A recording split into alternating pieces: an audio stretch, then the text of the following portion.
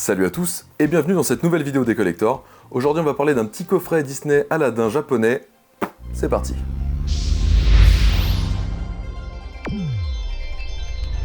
Alors c'est un coffret que je vous ai déjà présenté dans une vidéo précédente que je vous invite à regarder par là-bas. Et en fait je voulais revenir un peu plus en détail parce qu'il y a beaucoup de bonus présents dans les disques en fait directement. Ce Laserdisc il est sorti le 24 septembre 1994, donc 2 ans après sa sortie et pas longtemps avant la sortie du Roi Lion finalement. Il est sur 2 Laserdiscs pour le film et encore un disque en CAV pour les bonus. Personnellement Aladdin c'est mon Disney préféré, ça passe même encore devant le Roi Lion. Bon déjà parce que je l'ai découvert avant, j'avais la cassette, je l'ai regardé un nombre de fois incalculable, et vraiment l'histoire, l'humour, le génie surtout, et les voix françaises y sont aussi pour beaucoup, notamment Richard Darbois bien sûr. Ouais, ça en fait mon Disney préféré je crois. Et en plus, un peu plus tard, j'ai découvert donc la version originale doublée par Robin Williams, qui est vraiment incroyable aussi, et on sent que le personnage a été écrit pour lui vraiment. Donc ça rajoute encore un petit peu plus d'intérêt à son personnage je trouve, même si j'ai grandi avec la voix de Richard Darbois et du coup je suis beaucoup plus attaché à ce personnage-là. Donc ce coffret commence évidemment avec la boîte, donc qu'on peut voir ici, qui est plutôt chouette. Franchement j'aime bien le design qu'ils ont fait. Il y a un design CAV qui est plutôt pas mal aussi en NTSC avec le génie, mais je trouve quand même celui-là super joli, avec le petit hobby un peu froissé, mais bon c'est toujours cool. Et pas grand chose derrière, rien à signaler d'intéressant, à part évidemment toutes les petites mentions LDG et compagnie. Donc ce Laserdisc, il n'est pas en closed caption, donc il est que en VO avec des sous-titres en japonais. Mais honnêtement, enfin, on le connaît déjà tous par cœur et puis il est quand même plutôt facile à suivre. Donc c'est pas trop un vrai problème. On va commencer par regarder tout ce qu'on trouve à l'intérieur de ce coffret. Et ensuite, on ira voir un petit peu plus en détail tous les bonus qu'on peut retrouver dans les Laserdiscs. On commence tout de suite à ouvrir le coffret. Donc qu'est-ce qu'on trouve en premier? Petite protection en mousse, suivi du premier Laserdisc du film. Donc qui reprend le visuel de la boîte directement, qui est plutôt joli, et aussi avec une jolie jaquette arrière, où on peut voir donc des personnages du film, quelques petits extraits, c'est très joli. Donc c'est du CAV, donc superbe image, et en plus on peut faire donc des arrêts sur image.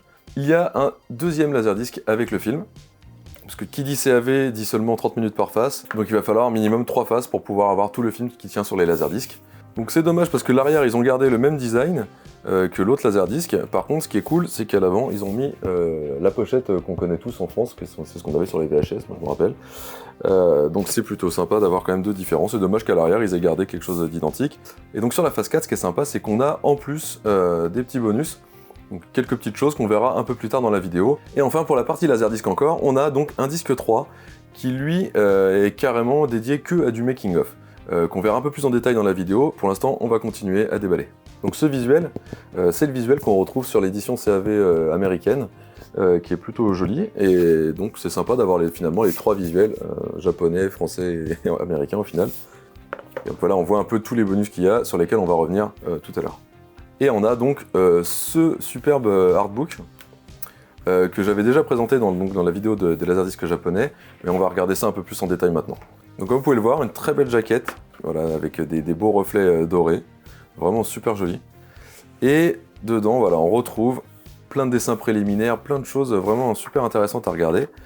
Bon, évidemment, il est écrit en japonais, donc on va pas pouvoir tout déchiffrer, même si avec Google Traduction maintenant on peut réussir à faire quelque chose. Mais bon, il reste quand même super agréable à regarder. On voit qu'ils annoncent un peu toute la collection de films qu'ils peuvent avoir chez Disney. Et ensuite, ça va vraiment être séparé par personnage. Donc là, on va commencer avec le marchand du début. Et à chaque fois, voilà, des dessins préliminaires. On nous montre voilà, des petits storyboards, comment ils ont travaillé dessus. Donc vraiment super, super intéressant. Et à chaque fois, c'est super détaillé. Il y a vraiment beaucoup de pages, même pour des personnages, on peut dire un peu secondaires, même s'il est important parce qu'il ouvre l'histoire. Mais il est quand même pas super présent à l'image. Et donc voilà, donc c'est vraiment très intéressant à regarder. On va évidemment avoir une grosse partie sur le génie. Donc le génie qui a été inspiré par beaucoup de personnages réels, et dont Robin Williams, et qui est passé, voilà, on peut voir par vraiment plein de formes différentes, plein de recherches, toutes les expressions faciales, plein de dessins qu'on aime voir comme ça. J'adore ce genre de trucs. Et en fait, on a même voilà donc des superbes dessins, des artworks de décors. On voit même les placements de caméra, etc. C'est super intéressant. Voilà, encore plein de travaux, tout ça sur le génie. On passe à Jasmine. Donc on voit sa doubleuse américaine, on voit les dessinateurs. On va parler un peu des bonus qu'il y a aussi dans dans le Laserdisc, donc on reviendra sur quelques petites anecdotes. J'avance un peu parce que ça peut durer longtemps.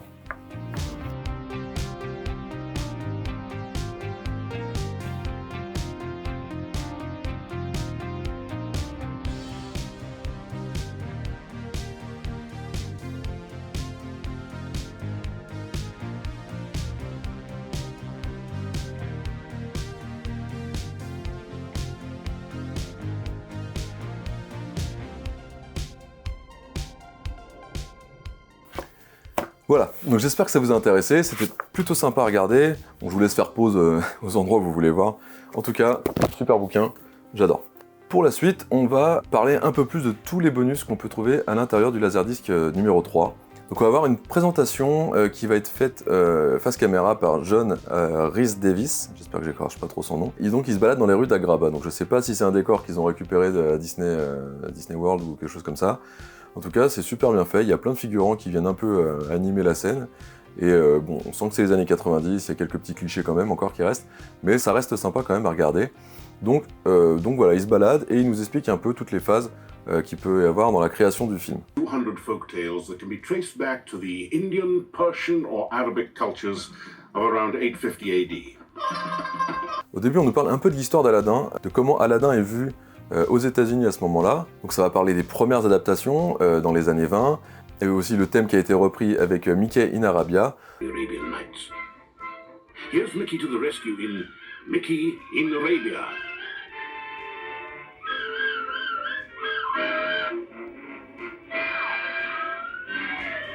Donc il y avait déjà des bases sur lesquelles Disney a pu se reposer pour ensuite créer tout son univers d'Aladin. Ensuite, on va un peu nous parler des héros et des personnages secondaires. Donc c'est un peu un complément de ce qu'on peut trouver dans leur book. On a Ron Clément qui va nous parler un peu de comment il a créé le personnage, du fait qu'il se soit inspiré de MC Hammer pour les animations d'Aladin, la façon dont il se déplaçait, tout ça, le fait d'avoir le pantalon large et tout ça.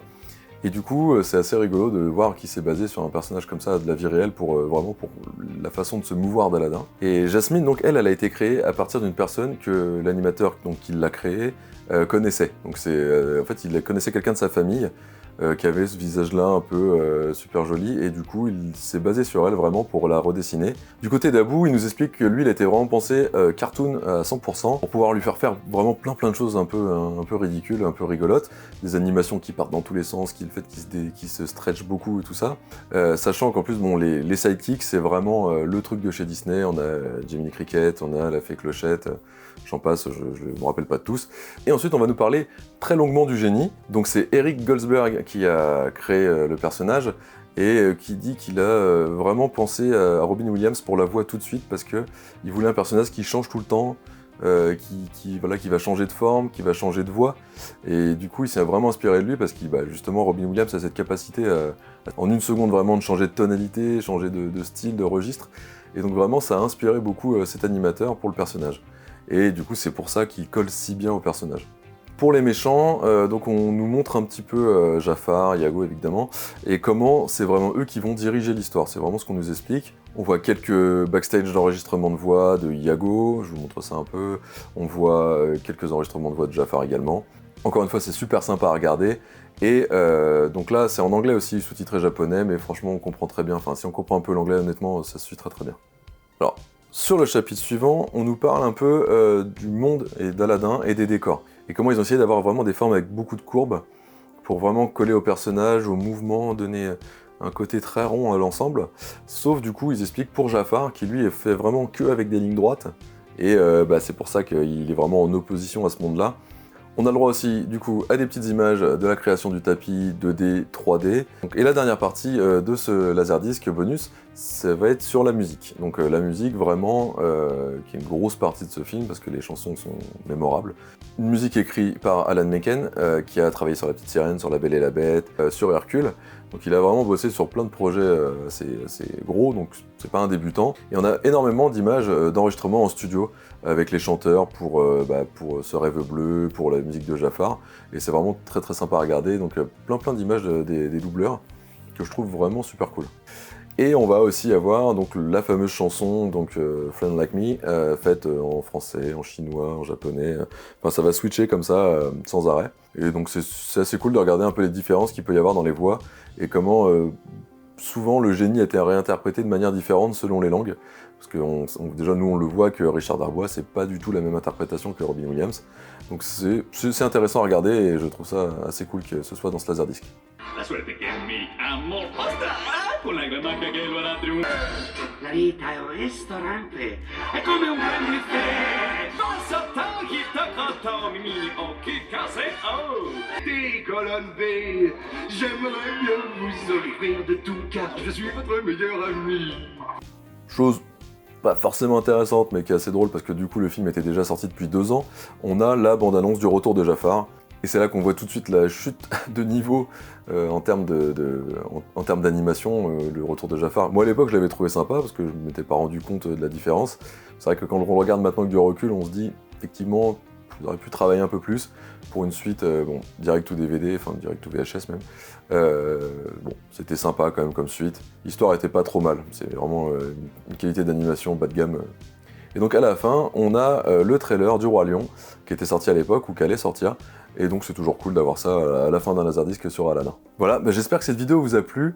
N'hésitez pas à vous abonner, à liker, à commenter, je vous le dis pas tout le temps, mais c'est vrai que ça aiderait un petit peu à faire monter un peu la chaîne dans les recherches. Bon après, c'est pas très grave. Mais du coup, n'hésitez pas si vous pouvez vous abonner quand il y a une nouvelle vidéo, vu que j'en fais pas non plus tous les 4 matins, comme ça vous pouvez la voir directement dans votre fil ou avoir une petite notification. Ça fait toujours plaisir. Et puis bah moi je vous dis à la prochaine vidéo. Ciao.